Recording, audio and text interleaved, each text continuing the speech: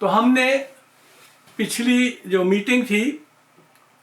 पिछली दफ़ा जब मैंने आपके साथ खुदा के कलाम को बांटा, उसमें मैंने इन 7 सतूनों में से 5 सतून जो थे, जो मैंने याकूब के ख़त से लिए, याकूब का ख़त 3 बाब और उसकी 17 और 18 आयत में से, तो 5 जो उसके सतून थे, उन पर मैंने आपके साथ खुदावंद की दी हुई बातचीत शेयर की थी। तो वो जो थे, सिर्फ आपको याददाश्त के लिए या याद दहानी के लिए बताए देता हूँ कि ये जो 7 सतून हैं, ये खुदा की मोहब्बत से ताल्लुक़ रखते हैं और ये हिकमत के सतून हैं, और ये क्योंकि ऊपर से आती है, ठीक है, जैसा कि याकूब के ख़त में 3 बाब 17-18 आयत में लिखा है, मगर जो हिकमत ऊपर से आती है तो वो जो है उसके हिस्से मैंने फिर उनको अलग अलग करके बताया आपको। तो वो नंबर 1 पाक है, तो मैंने पाकीज़गी पर खुदा के बातचीत आपके साथ शेयर की, और दूसरी बात कि वो मिलनसार है, तो मेल मिलाप के हवाले से खुदा के कलाम में से मैंने आपके साथ बातचीत शेयर की कि ये हिकमत का जो पिलर है, कितना ज़्यादा चर्च की तरक्की और चर्च में होना चाहिए, और कितना ज़्यादा इसका असर होता है जो लोग बाहर से नए आते हैं या मिलने के लिए आते हैं, तो वो उनके हवाले से। और जो तीसरा जो सतून है वो हलीम और तरबियत पजीर होना। तो जब हम खुदा के खादम या खिदमत में काम करने वाले या जो एल्डर्स और किसी भी हैसियत से चर्च में अपनी खिदमत को अंजाम देते हैं, जब वो हलीम होते हैं, अपने आप को हम्बल करते हैं और तरबियत पजीर होते हैं, क्योंकि मसीह यस्सु ने 3.5 साल रहकर हर रोज़ अपने शागिर्दों की तरबियत की थी, और अब भी वो हमारी तरबियत रोज़ बरोज़ करता रहता है। तो ये जो था उसका तीसरा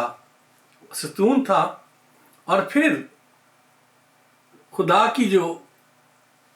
खूबी है वो उसका चौथा सतून था,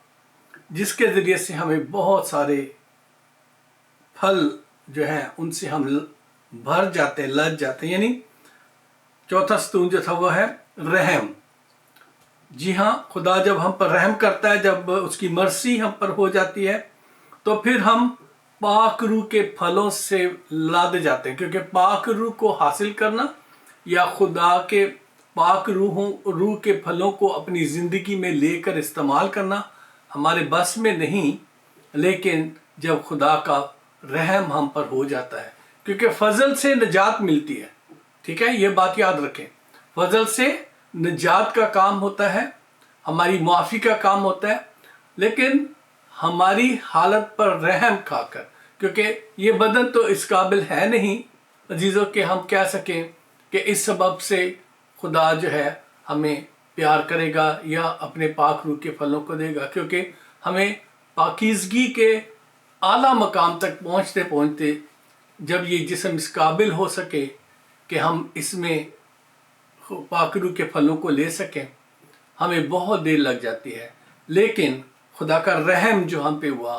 वो ये हुआ कि उसने अपने बेटे के ज़रिए से हमारे गुनाहों को माफ़ करके इस बदन को इस काबिल बना दिया कि पाक रूह आके इसमें रह सके। और जब पाक रूह आता है तो वो हमारे लिए फल लेकर आता है।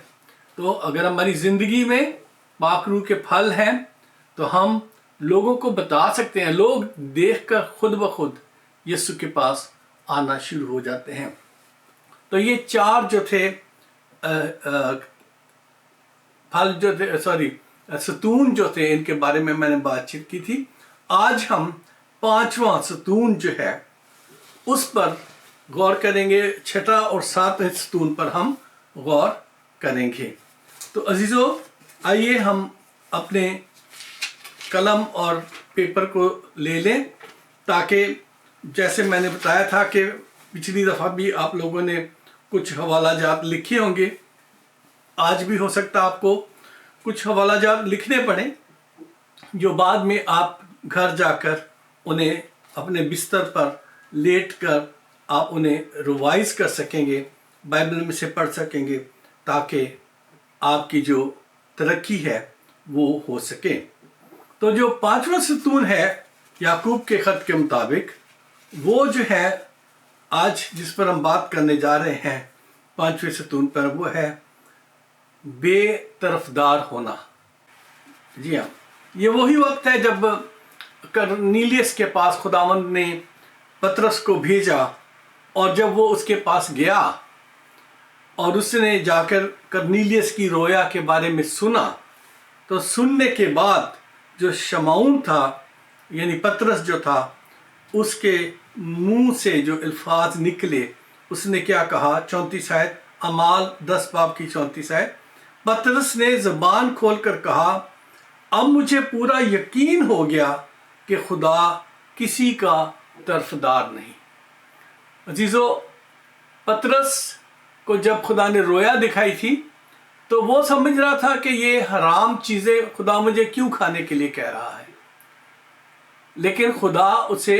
بتا رہا تھا کہ کوئی چیز حرام نہیں ہے، اور خدا اسے رویا کے ذریعے سے سمجھانا چاہتا تھا،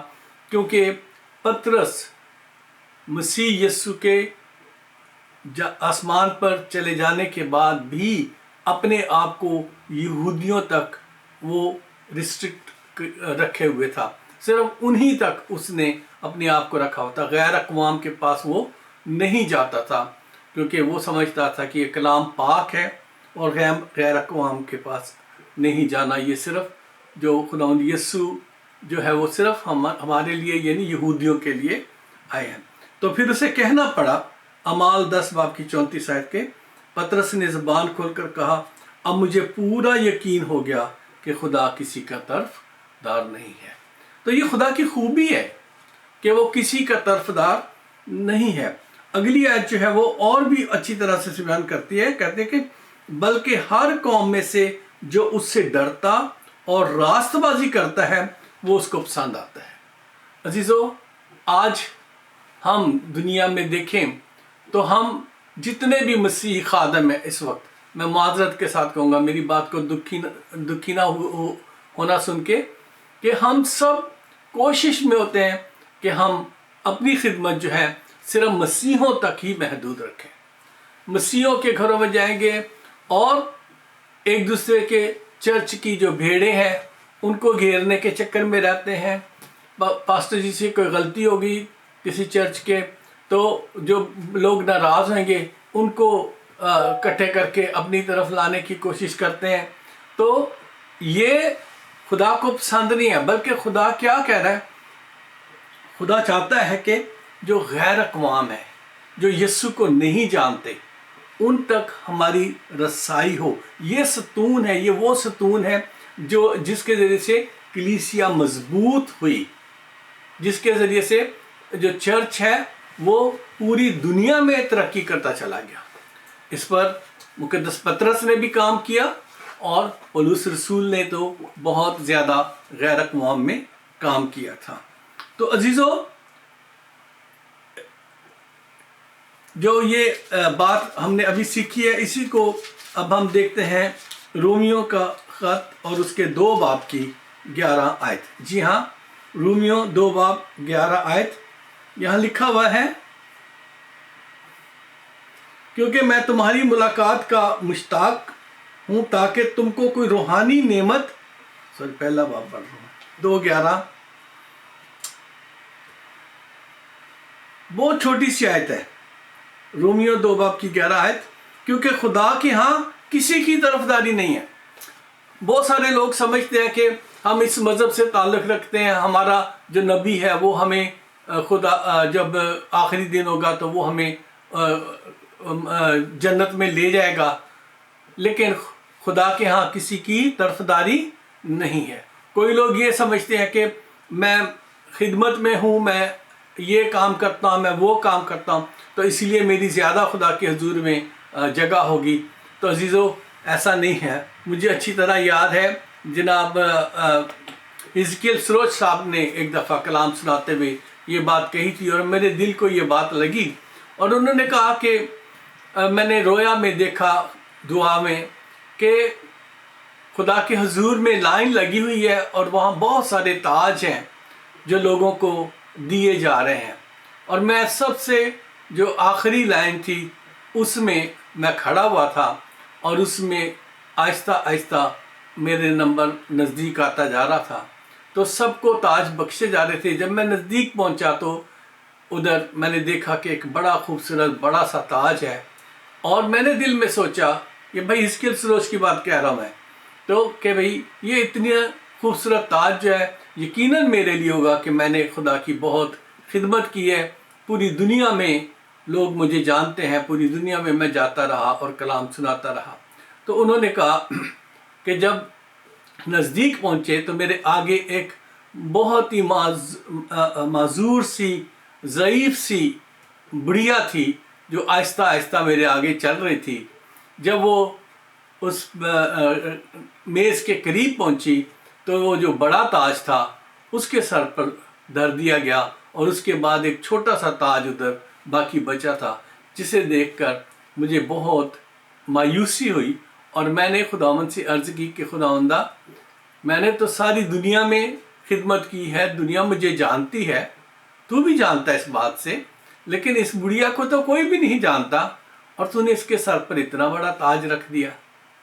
تو خداوند نے اسے جواب دیا، یہ بھائی حزقیل سروش صاحب کی رویا کی بات کر رہا ہوں میں، تو خداوند نے اسے جواب دیا کہ جتنی بھی تیری عبادات ہوتی تھی یہ ضعیف عورت اس میٹنگز میں نہیں پہنچ سکتی تھی، لیکن یہ بیٹھ کر تیرے لیے دعا کیا کرتی تھی، اور اس کا میرے ساتھ ڈائریکٹ رابطہ تھا، اور آپ ساری خدمت ایک ڈیوٹی کی طرح سے کرتے تھے، اور یہ بے لوث ہو کے دعائیں آپ کے لیے بھی اور ان سارے معجزات کے لیے کرتی تھی جس کے سبب سے یہ معجزے ہوتے تھے، اسی لیے یہ تاج اس کے سر پر سجایا گیا ہے۔ تو عزیزوں، خدا کسی کا طرفدار نہیں ہے۔ آپ چاہے صرف گھر میں بیٹھ کر انٹرسیشن کرنے والے ہوں، صرف دعا کرنے والے ہوں، صرف لوگوں کے بارے میں دکھی دل کے ساتھ آنسوؤں کے ساتھ آپ کسی کے لیے دعا کرتے ہیں، آپ کے لیے خدا کے پاس بہت بڑا اجر ہے۔ اور دوسری بات، خدا کے کلام میں ہی یہ بات لکھی ہوئی ہے کہ خداوند فرماتے ہیں، خداوند کہتے ہیں کہ دوسری بات جو ہے، خدا کسی کا طرفدار نہیں ہے، اور وہ کسی کو بالکل بھی چھوٹا یا بڑا نہیں جانتا، وہ سب کو ایک نظر سے دیکھتا ہے، اور وہ آپ کی چھوٹی سے چھوٹی خدمت جو ہے اس کا اجر اس کے پاس ہے، اور اس اجر کو ہم جو بڑے اپنے آپ کو بڑے خادم سمجھتے ہیں یا بڑے نام والے سمجھتے ہیں، ہم ان خدمات کو ریئلائز اور ریکگنائز بھی نہیں کرتے۔ تو عزیزوں، خدا کسی کا طرفدار نہیں ہے۔ مسیح یسوع نے اسی لیے کہا تھا کہ اول آخر ہو جائیں گے اور آخر اول ہو جائیں گے۔ آپ جب اپنے گھر میں بیٹھ کر دکھی دل کے ساتھ کلیسیا کے لیے، پادری صاحب کے لیے، بشپ صاحب کے لیے، کلیسیا کے بزرگوں کے لیے، ایون کہ پوپ صاحب کے لیے جب آپ دعائیں کر رہے ہوتے ہیں، تو وہ سارا اجر جو ہے وہ آپ کے لیے ہو رہا ہوتا ہے، کیونکہ خدا کا کلام فرماتا ہے کہ جو نبی کی خدمت کرے گا وہ نبی کا اجر پائے گا، جو چرواہے کی خدمت کرے گا یعنی جو کاہن کی خدمت کرے گا وہ کاہن کا اجر پائے گا۔ عزیزو، اس کے پاس طرفداری نہیں، خدا کے پاس طرفداری نہیں ہے، بلکہ وہ سب کچھ جو ہے انصاف کے ساتھ کرتا ہے۔ اور جب ہم طرفدار ہو جاتے ہیں تو ہم حق تلفی کرتے ہیں لوگوں کی، دنیا میں بھی ہم کیا کرتے ہیں؟ حق تلفی کرتے ہیں، اور اسی وجہ سے خدا کو یہ بات پسند نہیں ہے، اور اس سے انصاف کا خون ہوتا ہے، خاص طور پہ جب ہم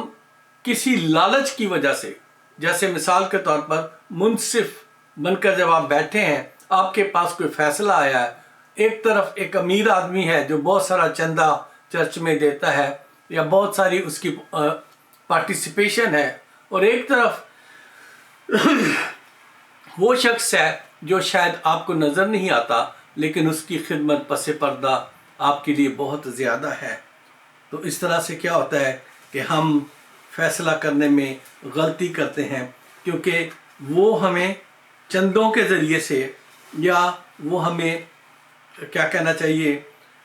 خدا کی مرضی کے خلاف جو ہے اپنا نام بنانے کے لیے چرچ میں یا کلیسیا میں وہ یہ سب کچھ کر رہا ہوتا ہے، جسے ہم زیادہ عزت کے لائق بھی سمجھتے ہیں اور عزت بھی دیتے ہیں۔ میری باتوں سے آج ناراض نہ ہوئیے گا، کیونکہ یہ بہت سینسٹیو معاملہ ہے جو میں آپ کو آج بتا رہا ہوں۔ جی ہاں، دیکھیں میرے ساتھ احبار کی کتاب اور اس کا 19 باب اور اس کی 15 آیت، یا خدا کا کلام اس طرح لکھا ہے، تم فیصلے میں ناراستی نہ کرنا، نہ تو غریب کی رعایت کرنا اور نہ بڑے آدمی کا لحاظ، بلکہ راستی کے ساتھ اپنے ہمسایہ کا انصاف کرنا۔ جی ہاں، احبار کی کتاب اس کے 19 باب کی 15 آیت، یہ خدا کا حکم ہے۔ طرفدار نہیں ہونا، ہم نے بے طرفدار رہنا ہے۔ ہم نے بے طرفدار رہ کر، یعنی ہم نے بالکل بے لاگ ہو کر ہم نے فیصلے کرنے ہیں، خدا کے کلام کی باتیں کرنے ہیں، اور لوگوں کو پلیز کرنے کی نہیں، بلکہ ہم نے خدا کے حکموں کو آگے لے کر بڑھنے کی ضرورت ہمیں ہمیشہ رہنی چاہیے اور رہتی بھی ہے۔ اس لیے ہمیں ہمیشہ اس بات کو سامنے رکھنے کی ضرورت ہے کہ خدا ہم سے کیا چاہتا ہے، خدا ہم سے کیا توقع رکھتا ہے۔ اگر ہم خدا کی مرضی کے مطابق چلیں تو ہم ضرور بے طرفدار رہ کر اور ترقی کریں گے، چرچ ترقی کرے گا، کیونکہ یہ وہ ستون ہے جو خدا باپ کا ستون ہے، جو اس کا کریکٹر ہے۔ یہ خدا باپ کا کریکٹر ہے۔ اور امثال کی کتاب 28 باب میں بھی اس کے حوالے سے 21 آیت میں یوں لکھا ہوا ہے، امثال 28 باب کی 21 آیت میں، طرفداری کرنا خوب نہیں، اور نہ یہ کہ آدمی روٹی کے ٹکڑے کے لیے گناہ کرے۔ روٹی کے ٹکڑے کے لیے کیا مطلب ہے؟ ہم جب کسی پوزیشن میں ہوتے ہیں تو ہم جیسا میں نے ابھی عرض کیا، میرا خیال بہت سارے میرے بہن بھائی ناراض نہ ہو جائیں کہ بھی ہم چندے کی وجہ سے، زیادہ لوگ جو ہمیں دینے والے ان کے سبب سے ہم طرفداری کر جاتے ہیں۔ ہم کیونکہ روٹی کو دیکھ رہے ہوتے ہیں کہ وہ ہو، اس کے ذریعے سے تو میرے گھر میں کچھ زیادہ دانا پانی آنے والا تھا۔ تو خدا چاہتا ہے کہ ہم بے طرفدار ہوں، اور یہ وہ ستون ہے حکمت کے ساتھ جو خدا ہمیں دیتا ہے، ورنہ ہمیں تو بالکل بھی کیا کہنا چاہیے اس کے بارے میں کچھ پتہ چل نہیں سکتا کہ بھی ہمارے پاس حکمت ہے کہ نہیں، کیونکہ خداوند نے جو کہا کہ 7 ستون جو ہیں وہ تیار کر لیے گئے ہیں، وہ تیار ہیں۔ کیا آپ اس بے طرفداری کے ستون میں شامل ہیں؟